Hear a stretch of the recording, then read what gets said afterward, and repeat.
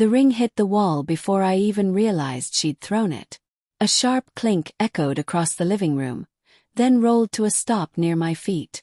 For a second, all I could do was stare at it, the gold band glinting under the warm light, lying between us like a small, brutal truth. "I miss my single phase," Jenna said, her voice trembling but defiant. "I miss feeling free. You don't get it, do you?" I looked at her, really looked. The woman I'd married, usually composed, deliberate, was now pacing, clutching her phone, eyes red from crying or guilt or both. I didn't know anymore. "What does that even mean?" I asked. My voice was calm, quieter than I felt. "You miss being single. Or you miss whoever made you feel single again." She froze mid-step, the air tightening between us. For a brief moment, her silence was louder than anything she could have said. Then she looked away. "Don't twist my words, Mark," she snapped. "You've been distant. Always working, always distracted. I just needed attention." I finished for her. Her eyes darted back to me. That was all the confirmation I needed. I sat down on the couch, running a hand through my hair, trying to keep my pulse from racing. I'd suspected something for weeks. Missed calls, late nights, that new perfume she claimed was from a friend. But suspicion is one thing. Hearing it, seeing her unravel right in front of me, was another. "Who is he?" I asked softly. Her lips parted but no sound came out. Then she laughed. Nervous, brittle. "You're paranoid." "Then say his name," I said. "If there's no one, just say it." He didn't. She just turned toward the window, eyes glistening as she rubbed the bridge of her nose. I felt something in me shift. Not rage, not yet. Just a cold clarity, like a glass cracking from pressure. "I gave up everything to build this life with you," I said. "The late nights, the double shifts, they weren't distance, Jenna. They were me trying to give you security. Stability." She spun around, tears streaking her face. "I never asked for that. I asked for you. Not this. This routine where we feel like roommates instead of partners." Her words cut deeper than I expected. Maybe because I'd thought the same thing once, during quieter moments when we barely touched in bed, when our conversations were more about bills than dreams. But I hadn't walked away.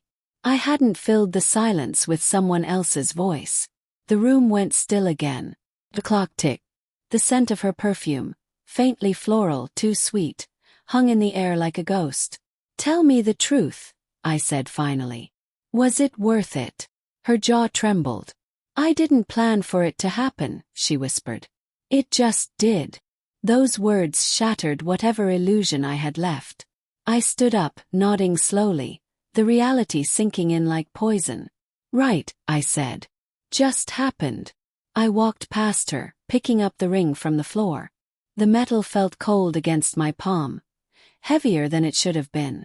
I placed it on the table, right where she could see it. "You can keep missing your single phase," I said. "Because after tonight, you'll get to live it again." Her expression faltered. "Mark, wait please. Don't do this." But I was already walking toward the door. I didn't yell. I didn't break anything. I just left, because staying felt like suffocating in a house filled with ghosts of promises we'd already buried. That night, I drove aimlessly through the city. The streets blurred under the rain, neon lights streaking across the windshield. Every red light felt like an accusation, every turn a reminder of how fast love can rot when you stop paying attention. When I finally pulled over, my phone buzzed with a message. From her. "Sorry. Please come home. We can fix this." I stared at the screen, thumb hovering over the reply button, but I couldn't do it. Not yet. Not until I could tell whether she was sorry for betraying me, or just sorry she got caught. The next morning I called my lawyer. His voice was steady, professional. "Do you want to proceed with separation or file for divorce?" he asked. "Divorce," I said. "Make it clean." By evening, word had reached her. I didn't have to hear it from her directly. I saw it in the string of missed calls, the desperate voicemails, the shift from denial to panic. "Mark, please," she said in one of them, her voice breaking. "You're overreacting. It was a mistake. I was confused. I didn't mean for it to go that far. But the thing about betrayal is that it's not measured in distance. It's measured in intent. And hers had been clear enough. 2 days later, she showed up at my apartment. No makeup. No pretense. Just trembling hands and eyes that looked 10 years older. "You actually called a lawyer?" she asked quietly. "I told you I would." Her throat worked as she swallowed. "I thought you were bluffing. I didn't think you'd really end this," said. "Neither did I. But then you did first, didn't you?" She covered her face, sobbing softly. "I made one mistake. Don't throw everything away because of it." "One mistake," said. "You threw away your ring, Jenna. You made your choice before I ever picked up the phone." Her shoulders shook as she sank into a chair. For the first time she looked small, lost, almost fragile. I wanted to feel pity. I wanted to remember the woman I'd fallen in love with, the one who used to make late-night pancakes and dance barefoot in the kitchen. But all I could see was the person who'd chosen excitement over commitment, chaos over us. "I thought freedom would make me happy," she said, her voice barely audible. "But it's just empty." I looked at her, and for a fleeting moment, I saw the sincerity in her regret. But some things once broken can't be restored. Not trust. Not love. Not us. "I hope you find what you're looking for," I said finally. Her tears came harder. "Mark, please." But I didn't stay to listen. I walked out just like she had that night, and this time I didn't look back. Outside, the air was cool, the city humming softly around me.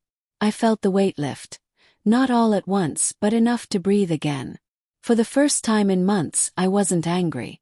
I wasn't lost. I was just done. And somewhere behind me, in that quiet apartment filled with echoes of what used to be, she was realizing the cost of freedom. It wasn't just losing me. It was losing the version of herself who once believed she'd never throw the ring at all.